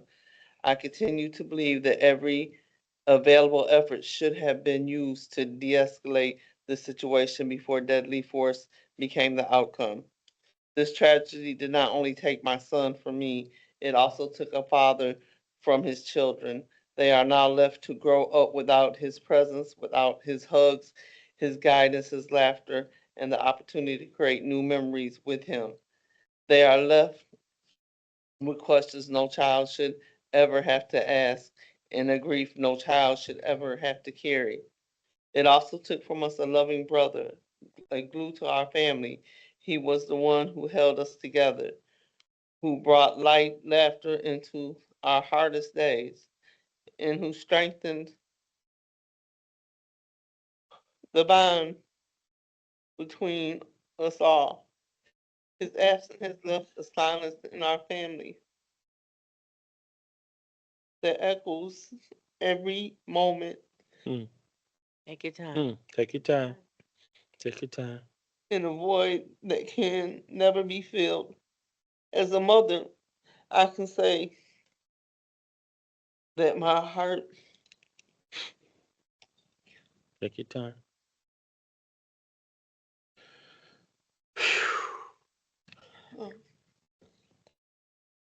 As a mother, I can say that my heart has been permanently changed. There is an emptiness that can never be filled. Every birthday, every holiday, and every family gathering serves as a reminder of who is missing. Grief does not end with the funeral, rather, it becomes something one learns to carry every day.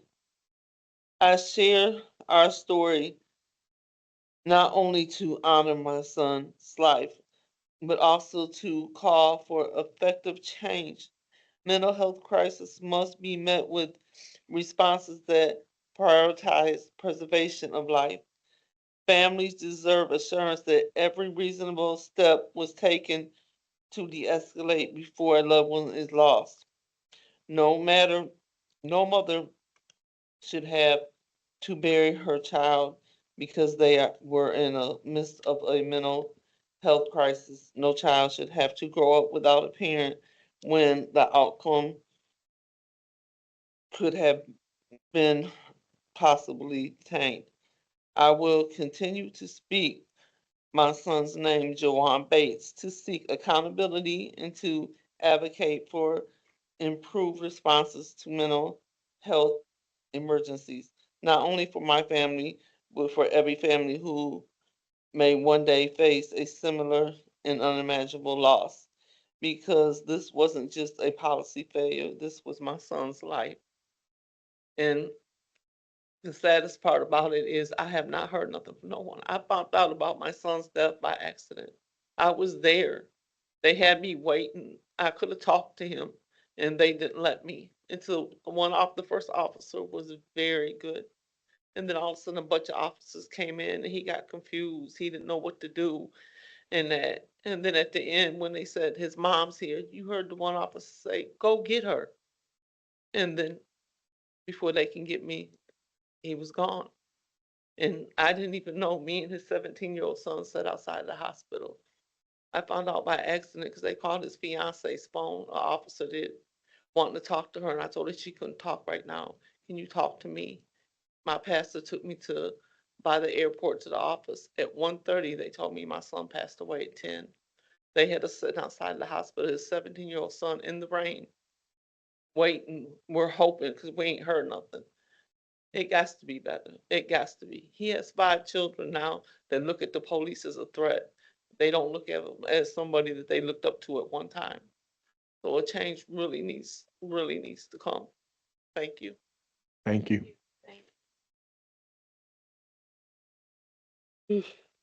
I had breakfast with her.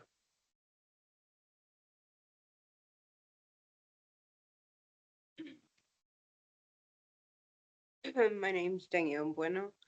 I Put live the at, microphone down. oh, sorry, I'm short. I live at 1216 Longfellow Avenue, South Bend, Indiana, 46615. And I come here as a mother of a nonverbal autistic son.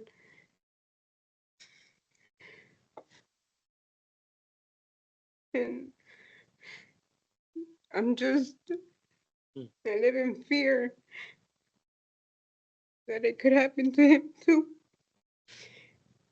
And I just ask if, please, if there can be more training or better training with these officers. I mean, it's just not everybody's built and trained how to deal with these children.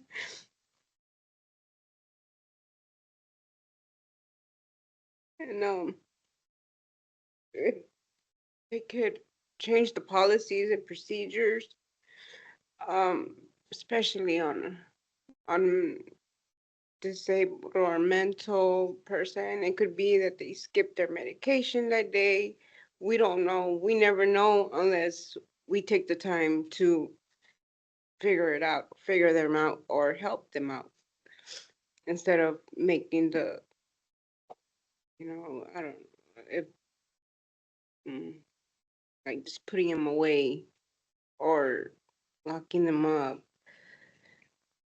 I mean, it's just, I fear that one day, I mean, I'm not saying that my son's gonna be a bad person. It could be, his grandma lives in an apartment complex. What if one day there's a call for something else and my son is he will look like a grown man in others' eyes. He's really, a 15-year-old. And if they order him to move or, get out the way, it's just, things can go ugly very quick. And I don't know. I just feel like it could, if they just take the time and try to help the person out or the child or, whatever the situation might be. But I don't know, it's just a lot of things can be prevented.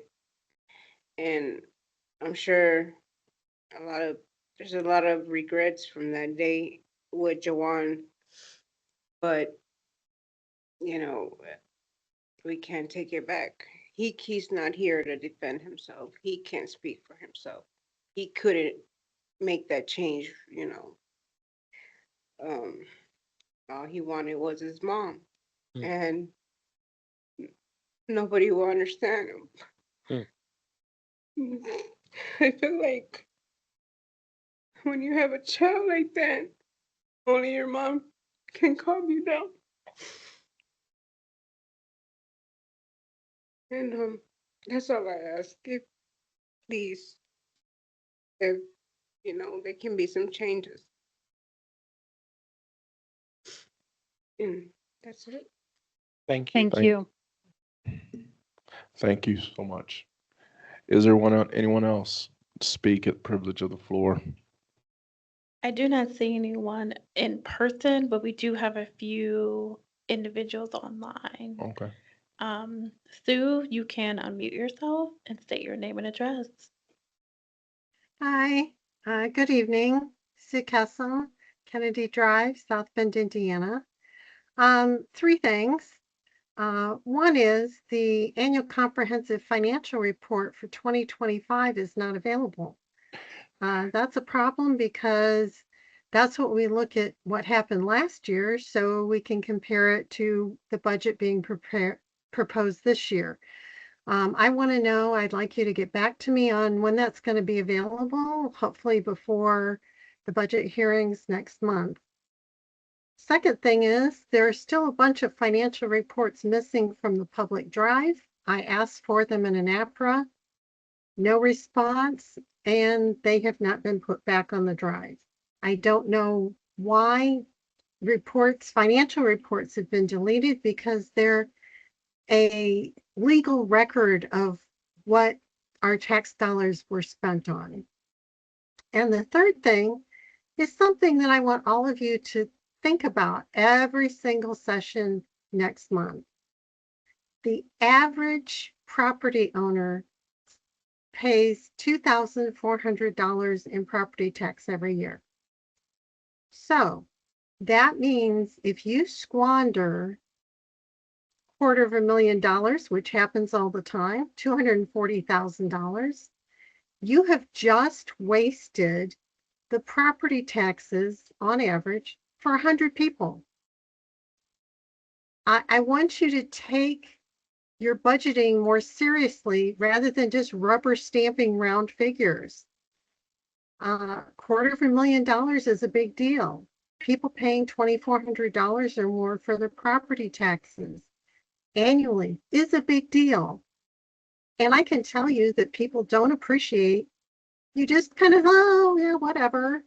So as we go into this budget season again, every time you look at amount, divide it by $2,400. And that's how many people had to pay for that to happen. And I want to give you that reference so that it's not just some big number on a piece of paper you can ignore. I want you to tie it to the fact that you are spending each taxpayer's dollar, and it matters. I want you to know it matters, and most people don't think that you care that it matters.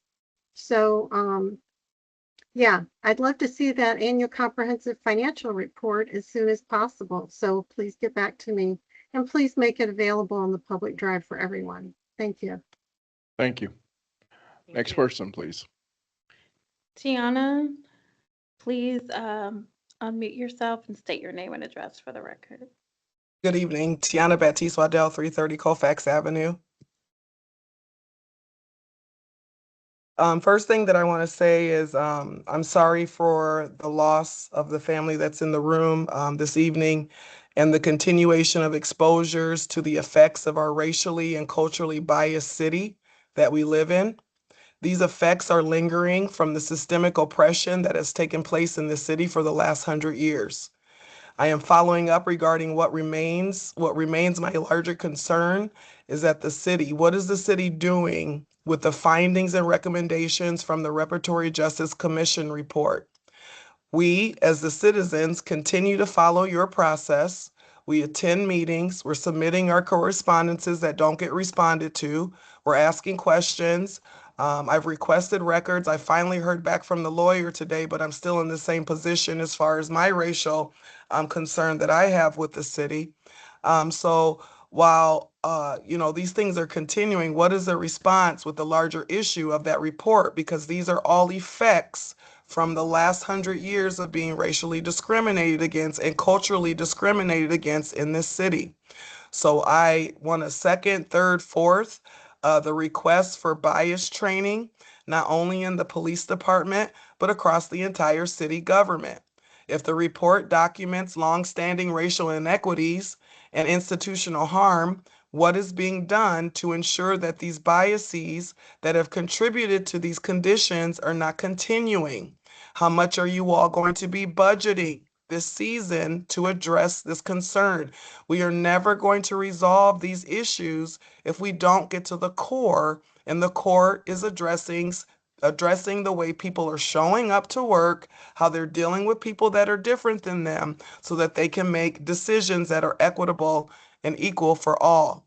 So again, I hope that you guys will write me back. I've sent several emails. I've stopped sending them because you're not writing back. We're coming to these meetings. What is the strategic plan for the Reparatory Justice Report so that we don't continue to see these ill effects in our local society? Thank you.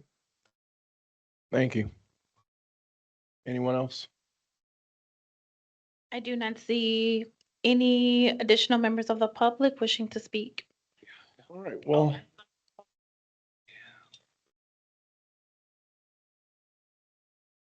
Yeah, they both spoke in person. Oh, okay. Yeah, they were both here. Yeah. All right. We're fine. Thank you all so much. Again, thank you everybody for being here tonight and for participating. Thank you for your time and your talent, and to the families and those who spoke at Privilege of the Floor. What you've said has been noted, and we will be working on it and addressing your issues. So thank you very much. We appreciate you. God bless you. Be safe. We're now adjourned.